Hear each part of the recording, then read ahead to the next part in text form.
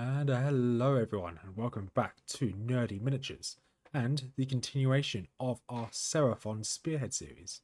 In today's video we will complete the Spearhead. Watch as I build the fearsome Kroxigor Warspawned and their mighty minions, the Saurus Warriors. This video will be broken up into different phases of building.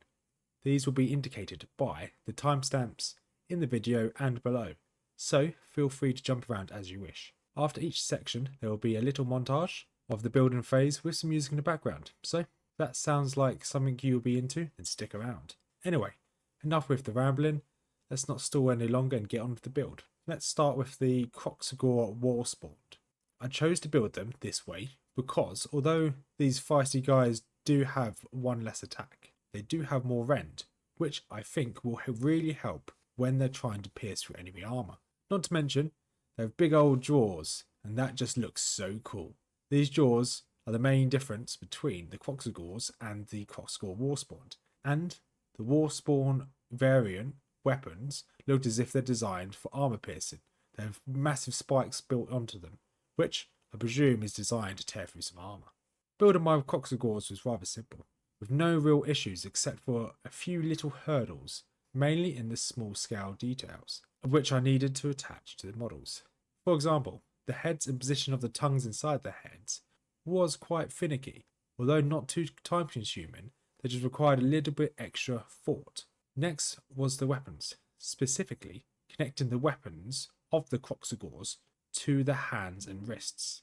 This was an issue that Mrs. Nerd had as well when it came to her Kurnoth Warriors. But again, not a big issue, just took a little bit more finesse to make them fit just right. The final hurdle was the bases. Some of them had extra detail added to them. Although this looked really cool, they did make it a little bit harder to attach the Kroxigors to their bases. But we got there in the end, after a lot of frustration. Overall, I'm pretty happy with how these guys turned out.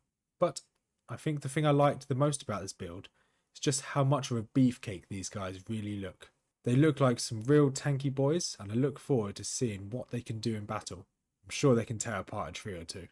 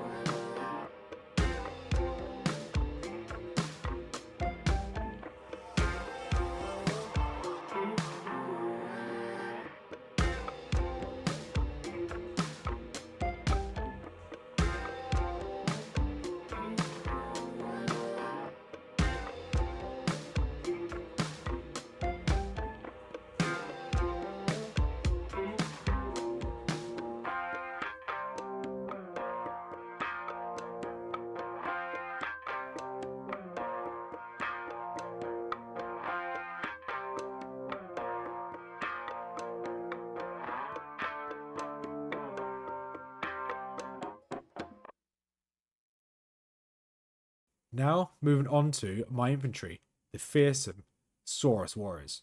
These were very easy to build, relatively painless and simple for a noob like me to put together. It was taking me next to no time at all to put them together. This was a breath of fresh air. There were 10 of them in total, but amongst them I had a champion, which I didn't realise there was a champion until I was writing the script, musician, and a pretty cool looking standard bearer. The champion just looks ever so slightly different from the other warriors. He has extra spikes all over his body, and his head looks slightly different, as well as being stood on a rock. But it was quite simple to build and looked pretty cool. Moving on to the standard bearer, he is a big boy with a big old staff. Again, his body was the same as the other Saurus Warriors, but adding that staff just added an extra touch. Last but not least, we have the musician. Again, a really cool design. Unlike his other lizard friends, he doesn't have a weapon. Instead, he has a mighty drum, and I must say, piecing the instrument together was actually quite satisfying. All 3 of the pieces of the drum just fit together, just mwah, chef's kiss. The remaining 7 Saurus Warriors were all the same, just a slight variation to their posture. They didn't have anything extra to their bases or to the models, but they were cool nonetheless. And with that, that brings us to the end of the building stage of the Seraphon Spearhead. Overall, I would say this was a rather enjoyable experience. On a scale of 1 to 5, 1 being beginner, 5 being expert, I would give this Spearhead about a 2 out of 5. In terms of building, it wasn't overly complex, but that didn't make it any less enjoyable. And on that same scale of enjoyability, 1 being the lowest, 5 being the highest, I'd probably give it a 4. It's quite enjoyable to build.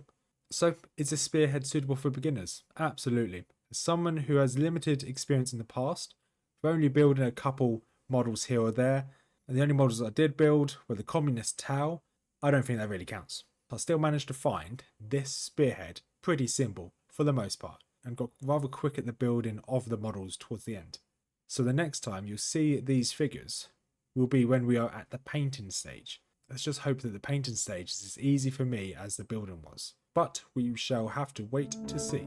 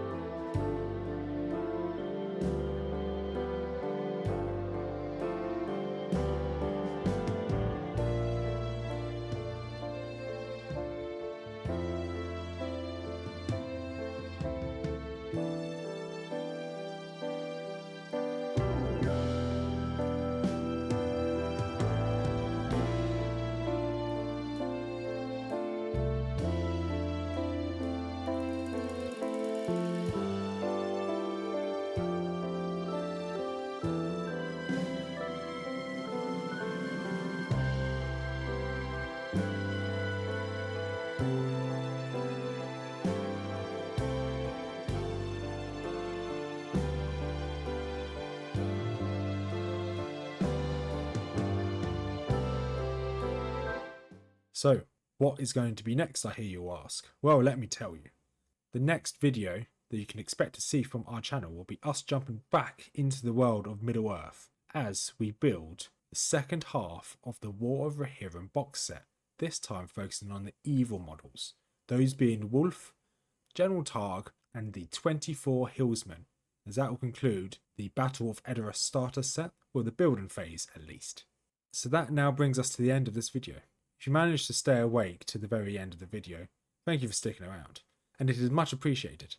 And if you actually enjoyed this build, then I might recommend you subscribing to the channel, so you can see any of these models being painted in the future, and how these models and this entire spearhead perform in battle.